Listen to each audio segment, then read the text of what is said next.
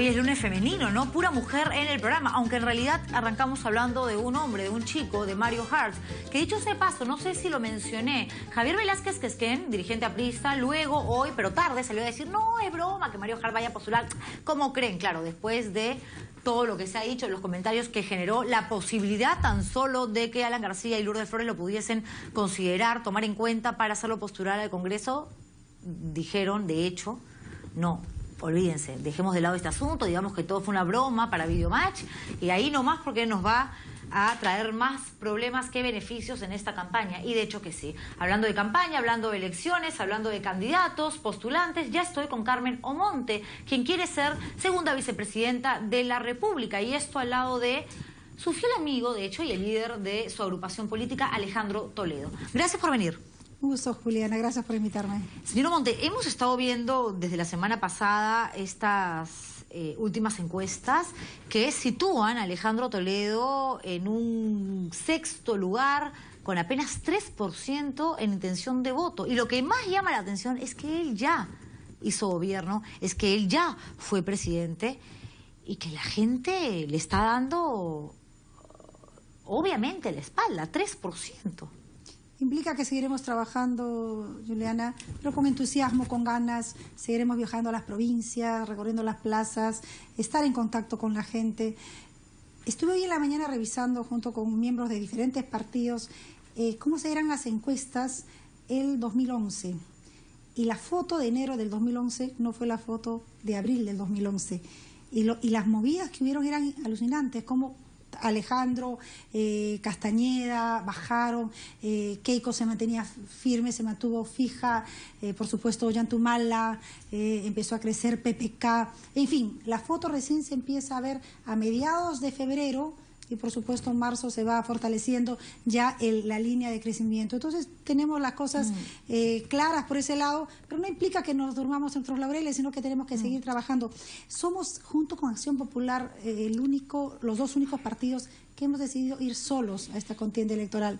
Eso dice mucho de nuestro afán por institucionalizarnos, de confiar en nuestra propia gente, de no armar zancochados complicados de individualidades que uno finalmente dice, ¿qué los une? Si no es solamente el afán electoral. Estamos asumiendo un riesgo, pero lo asumimos porque creemos que es lo que vale. Cuando habla de zancochados, ¿se refiere a Acuña y todas estas individualidades que ha sumado en su plancha presidencial? ¿Se refiere al matrimonio Alan García, Lourdes Flores, a la alianza, unión civil, como quiera llamarlo, de Urresti con Susana Villarán? Todos ellos, quizás al que considero que tiene cierta valía, porque finalmente, si bien es extraño que se hayan unido, sí respeto que sean dos partidos, es el del APRA y el de PPC. Son alianzas de dos partidos y que ya inclusive anunciaron que eran alianzas de gobierno, no electorales, sino de gobierno. Creo que eso merece que se respete, pero sí que intrigue de todas maneras el que se hayan unido dos líderes que se atacaban tanto. Pero las demás alianzas de individuales me parecen preocupantes, por decirlo menos. Nosotros haremos un esfuerzo de llegar a la segunda vuelta, confiamos en nuestras capacidades, en el ímpetu de nuestros dirigentes, de nuestros militantes y sobre todo que el pueblo peruano empiece a recordar lo que hizo Alejandro Toledo en su gobierno, tanto en el tema económico, en el tema laboral, en el tema institucional, en la canasta familiar que la mantuvo, al nivel que la mantuvo, a cómo triplicamos las exportaciones. Merecemos que el pueblo lo reconozca, que lo recuerde, los jóvenes que no lo han vivido también lo conversen con sus padres y que valoren lo que nosotros podemos hacer por el país. Bueno, Alejandro Toledo en realidad está tomando como caballito de batalla lo que logró hacer, los éxitos que tuvo, y hay que decir las cosas tal cual son, no hay que ser tampoco soberbios ni egoístas, en materia económica. Pero cuando se habla del éxito económico en la época de Alejandro Toledo, no, digamos, se le relaciona estos puntos a favor a él, al líder chacano, al expresidente, sino a quien era su ministro de Economía, Pedro Pablo Kuczynski. Y justamente Pedro Pablo Kuczynski también está postulando y está segundo o tercero en las encuestas, porque la gente le valora eso a él, no a Toledo. Y hay que aclararlo, y está bien que lo tengamos que aclararlo. El PPK fue uno de los 5 ministros de Economía de Alejandro Toledo, y quien tomaba las decisiones, y eso lo pueden validar todos los funcionarios, los altos funcionarios de esa época, era Alejandro. Él tomaba las decisiones, tuvo 5 ministros de Economía, por supuesto se reconoce la valía de PPK, también el tiempo que le tocó presidir el Ministerio de Economía, pero fue uno de los 5 quien tomaba las decisiones, pero no solamente en el ámbito económico, sino sobre todo de la búsqueda de institucionalidad del país, la reforma judicial, que muy poco se comenta. Se comenta que Alejandro Toledo creó el CIS, que es fundamental, creó el programa Juntos, duplicó a los maestros, pero no se comenta algo que es valiosísimo, la reforma del Poder Judicial. Y justamente aquí estaba Carolina Lizárraga, las Procuradurías Anticorrupción se crearon en el gobierno de Alejandro, la figura del SAR Anticorrupción se crearon, el Seriajus se creó en el gobierno de Alejandro Toledo. Por tanto, el convencimiento que tenemos que la experiencia tiene que contar y valer en este proceso electoral es fundamental. Bienvenidos los nuevos rostros, bienvenidos las nuevas caras y las ganas de todos finalmente de intentar la presidencia de la República, pero vale la experiencia. Juliana. Pero ¿por qué con todo lo que usted dice, y si a esto le suma además la experiencia de la que habla, por qué el electorado ahora, cuando se le pregunta si votaría por Alejandro Toledo, solamente el 3% de los consultados dice que sí? O sea, no han hecho un mea culpa, no han analizado los pros, los contras, se han dicho, en esto nos estamos equivocando, estas son las principales razones por las que no nos dan ese voto de confianza. ¿No cree que el escándalo de Ecoteva tiene mucho que ver? Es una campaña cuesta arriba y así lo reconocemos, por supuesto. Pero como te comentaba al inicio, el hecho de que la fotografía de un enero no es igual a la fotografía de un abril en una campaña electoral tan cercana como la del 2011, pues por supuesto, implica que tenemos que seguir trabajando, tenemos que seguir recorriendo las provincias. Ahora el presidente o la presidenta del Perú la pone en las provincias, por tanto ese esfuerzo lo tenemos que seguir manteniendo y duplicando y triplicando, y tenemos que desdoblarnos en ese afán porque la población recuerde lo que fue Alejandro y también escucha nuestras propuestas. ¿Y qué cree que ha golpeado más la candidatura de Alejandro Toledo? ¿El asunto Ecoteva, que todavía está en investigación, o el hecho de que se ha quedado sin personas de su más alta confianza, que estuvieron muy pendientes de él, apoyándolo, que la gente, incluso algunos de ellos al menos los respetaba y ya no están? Cheput, Bruce, Mora, Thaís. Si uno ve que, por ejemplo, es solamente un ejemplo porque no tiene relación directa, PPK, con figuras que va sumando, están en segundo, por ahora todavía están en segundo nivel. César Acuña, que también ha sumado a figuras, a individualidades, esté hasta ahora en tercer lugar. Evidentemente el electorado no relaciona, no califica quiénes están alrededor hasta el momento. Por lo tanto, no creo que eso nos esté afectando. El caso de Ecoteva sí esté cerca de 4 años en proceso de investigación preliminar, sí es nocivo, pero vamos a tener que mantenerlo encapsulado, que el proceso legal siga su curso. Confiamos en que ya se pronuncie el juez Concha, a quien le corresponde, y que no mantenga esa dilación en un proceso que de todas maneras es incómodo y es perjudicial, sobre todo para el propio Alejandro Toledo. A veces a nosotros en el partido nos sorprende que haya gente que pueda creer que nosotros manipulamos esa dilación en el tiempo, cuando es todo lo contrario. ¿Y por qué si hay tantos personajes exchacanos como Cheput, Bruce, Mora, Thaís, que se han ido tan decepcionados de Alejandro Toledo, usted se mantiene ahí leal, apostando por él, apostando por Perú Posible, apostando por esta candidatura y eventual gobierno? El día en que decidí inscribirme en Perú Posible, lo hice a sabiendas de qué significaba Perú Posible, qué significó, cuál era su ideario, cuál era su propuesta, y por supuesto en el respeto, el afecto que le tengo a Alejandro Toledo, por lo que fue y por lo que es, como ser humano y como estadista, como académico, como amigo.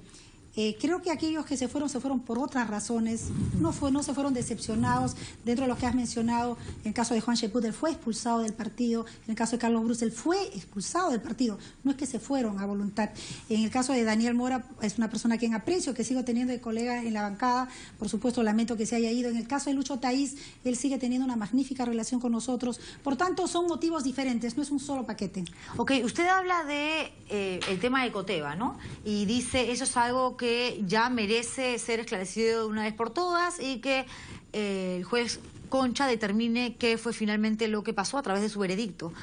Pero usted también ha dicho que Alejandro Toledo es inocente con relación a esa gravísima acusación. ¿Cómo puede usted determinar algo que ni el magistrado que está viendo y revisando este expediente lo ha hecho aún. ¿No es demasiado arriesgado políticamente hablando? El haber revisado los documentos, porque fue compartido con la dirigencia del partido, que vinieron de Suiza, de la banca suiza, en la que claramente dice, este dinero pertenece al señor Maiman. Y de acuerdo a las investigaciones no tiene un origen ilícito. Entonces, si el dinero es del señor Maiman, si el dinero no tiene un origen ilícito, si a Alejandro Toledo le levantaron 2 veces el secreto bancario, le abrieron las cuentas, le revisaron los bolsillos y claramente, y hay un discurso, hay una presentación en ese momento, el fiscal era Peláez, cuando claramente dice, no se le ha encontrado ninguna explicación a favor, no se ha dado ese veredicto favorable a que hubiera dinero ilícito en las cuentas de Alejandro Toledo. Por lo tanto, no hay más que decir. No está vinculado a Alejandro Toledo a las compras, es dinero de Maiman. ¿Por qué lo hizo Maiman? ¿Por qué confió en la suegra de Alejandro Toledo? Pues es un tema que quedará entre ellos en el ámbito privado. Okay. Y es por eso que todavía no toman las decisiones que debieran tomar. Mientras tanto, ¿usted pone las manos al fuego por Alejandro Toledo? Yo apuesto por Alejandro Toledo, estamos en campaña con él como líder, encabezando esta propuesta a ser gobierno en el 2016 y seguiremos adelante. Y dice usted que todo esto lo hace porque confió desde un inicio en Perú Posible en su ideario. ¿Qué tanto queda de los idearios de Perú Posible ahora en el 2016, en esta época previa a los comicios del 10 de abril? Porque ahora vemos a un Alejandro Toledo que habla u opina absolutamente diferente a lo que manifestaba frente a cámaras hace no mucho. Dice que las Fuerzas Armadas deberían de salir a la calle, dice que en caso él se convierta nuevamente en presidente de la República va a aumentar a 5.000 soles los sueldos de policías, militares. ¿Eso no es populismo? No es populismo. Primero recordemos que el gobierno de Alejandro Toledo fue el que cumplió en gran medida, casi al 100%, las promesas electorales. Eso es importante que lo recuerde la gente, porque es fácil, como tú dices, ser populista, demagogo, ofrecer lo que uno quiera y finalmente no cumplirlo. Alejandro cumplió sus ofertas, lo mencioné también en un momento. Propuso aumentar las exportaciones, las triplicó. Propuso duplicar a los maestros, los duplicó. Y todo aquello que ya sabemos de su gobierno. Ahora cuando se plantea que el sueldo básico, el básico de la policía, llega a 5.000 soles, es porque lo vamos a cumplir. Si ahora estamos tan preocupados por el tema de seguridad ciudadana, si bien no solamente está vinculado al ingreso, a los sueldos de la policía, sí tiene mucho que ver. Por supuesto, eso implica también fortalecer la reforma judicial, luchar contra la corrupción, trabajar en prevención, los puestos de trabajo. Nos estamos comprometiendo ahora a llegar a 2 millones de puestos de trabajo, de empleos, sobre todo para nuestros jóvenes. Se calcula alrededor de 1.300.000 jóvenes que ni estudian ni trabajan. Pero con respecto al aumento del básico en la policía, va a ser prorrateado, se va a llegar a los 5.000 soles como básico, porque el tema de bonos es un poco un engañamuchachos, porque finalmente no se lo llevan cuando se jubilan. Tenemos que darle sueldos dignos a nuestra policía, sobre todo porque se les exige exclusividad. Totalmente. Que de por sí ya es complejo. Y si fuese, de hecho, por mí, por la mayoría que nos están viendo, se trata de maestros, se trata de policías, se trata de militares que realmente cumplen sus funciones a carta cabal, que ganan, si se puede, 10.000, 20.000 soles porque lo merecen. Pero no se trata de ofrecer algo que luego no se va a poder cumplir porque está uno desesperado por conseguir votos. Y pareciera que está, no sé si desesperado, pero al menos sí demasiado preocupado Alejandro Toledo. Cuando viaja y lo acompañan periodistas que además se encargan de seguir a diferentes candidatos, ahora habla hasta de su color de piel, diciendo que él no tiene doble nacionalidad, que ese es el color, los rasgos de un peruano, o sea, como que vendiendo la idea de que soy el cholo sagrado emergente, que a su vez es lo que se le critica a Acuña, ¿no? Que esté vendiendo y basando su candidatura en la imagen del hombre que no tenía nada pobre, de la raza diferente, pero Toledo también juega lo mismo. Bueno, creo en el caso de Alejandro Toledo, siempre lo ha dicho, no es un tema de ahora, y creo que en general que un peruano con los rasgos de Alejandro Toledo y con la historia de vida que tiene de haber venido de un nivel de extrema pobreza desde donde vino y hasta donde llegó, creo que es un mensaje positivo. Que un hombre de la sierra, del Ande haya llegado, pues es un tema positivo. No es que lo esté usando, porque en todo caso es un mensaje que él siempre ha tenido, pero ahora sobre todo lo que tiene que vender él, debiera venderlo inclusive mejor, es la experiencia de buen gobierno que él tuvo. Bueno, ya terminamos entonces con Alejandro Toledo, con sus activos, con sus pasivos. Pasemos a usted, a Carmen Omonte, porque si bien fue una de las ministras más queridas y respetadas cuando estaba en la cartera de la mujer, si bien como congresista también ha sido felicitada y aplaudida en reiteradas oportunidades y ha recibido el cariño, el abrazo, el respaldo de la población.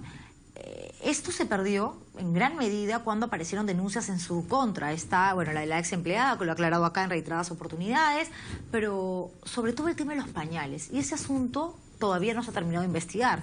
Y efectivamente ya la Contraloría presentó un informe donde dice que hay responsabilidades en las dos gestiones, en la de Ana Jara y en la de usted. Se compraron efectivamente esos pañales sin necesidad de hacerlo de manera desesperada en la gestión de Jara, pero luego desaparecieron en la época que usted era ministra. Ya, Juliana, mi nivel de aprobación y de afecto y de consideración de la gente se mantuvo entre el 42 y el 44%, que hasta ahora ningún ministro ha llegado a ese nivel después de las denuncias, con respecto al caso de la ex empleada. Con respecto al caso de los pañales, sería una pésima señal, creo que no solamente para los ministros, para los exministros, para los funcionarios que actualmente sirvan al Estado, el que a mí me pretendan involucrar, porque yo fui quien denunció. Y de hecho, que cuando yo estaba evaluando los papeles para hacer la denuncia ante Contraloría en enero del año pasado, cuando todavía era ministra, muchos amigos y funcionarios de experiencia me decían: ministra, no se meta, no denuncie, se va a meter en problemas. Y me imagino que a muchos funcionarios en este momento se lo están diciendo cuando pretenden hacer una denuncia. Yo hice la denuncia, eso ha permitido que yo duerma en paz hasta el día de hoy y voy a seguir durmiendo en paz. La Contraloría no ha encontrado responsabilidad en mí como persona. ¿En la gestión? En la gestión por la supuesta pérdida, pero la propia Contraloría se ha contradecido cuando en un informe anuncia que hay pañales fabricados después de la supuesta fecha de entrega del 100%. Por tanto, hay duda de que hayan entrado todos los pañales, pero eso no me corresponde a mí definir. La Fiscalía Anticorrupción ha recibido mis descargos como testigo. Yo he entregado toda la documentación que he podido entregar y en ningún momento estoy involucrándome en nada. Es la Comisión de Investigación del Congreso la que en un informe preliminar, sin haber escuchado o recibido descargos de ninguno de mis funcionarios, es que saca un informe, me parece por lo menos un poco serio, pero que ya después de haber solicitado que entrevisten a mis funcionarios, yo creo que va a variar ese informe. Por tanto, no hay hasta ahora nada oficial, ninguna instancia oficialmente esté involucrándome. Y como vuelvo a decir, sería una pésima señal para que quien denuncie termine siendo involucrado. ¿Se arrepiente de haber denunciado? No. No, con todo el costo. Yo lo asumí, me lo dijeron, pero yo decidí denunciar porque finalmente la consecuencia nunca va a compararse con la satisfacción de hacer lo correcto. Y en un eventual segundo gobierno de Alejandro Toledo, ¿le gustaría volver a ser ministra? Ministra o el espacio en el que puedo ocupar. Me gusta el Ejecutivo, me gusta tener la capacidad de hacer más, de que lo que uno sueña puede implementarlo y esa posibilidad te la da básicamente el Ejecutivo. Como congresista en el ámbito legislativo también se puede hacer muchísimo, se puede servir mucho al país, pero el ámbito ejecutivo evidentemente te da una fortaleza importante para concretar aquello que sueñas por tu país. ¿Suscribe lo dicho por Alejandro Toledo que la presidencia en esta campaña está a la venta? Cuando vemos lo que se está gastando, cuando vemos que cada vez es casi imposible competir sanamente en justicia frente a candidaturas que derrochan dinero, diera la impresión de que se pretende, pero yo creo que el ciudadano, los hombres y mujeres de nuestro país no lo van a permitir. Una última pregunta, porque ahora en esta campaña estamos viendo cómo gente que se odiaba, que no se podía ver ni en pintura, de pronto se juntan y apuestan por un mismo proyecto, porque en realidad ya no se ha de intercambio de camisetas. Lo que estamos viendo ahora es compra e intercambio, pero de conciencias. ¿Se imagina usted, por ejemplo, de acá 5 o 10 años, dicen que en política cualquier cosa puede suceder, de la mano de Ana Jara integrando algún proyecto político? Si el objetivo es bueno, si tenemos una tarea buena, nos comprometemos en hacer algo por alguien o por un grupo de personas, yo trabajaría con todos, no solamente con Ana Jara. ¿Qué siente por Ana Jara?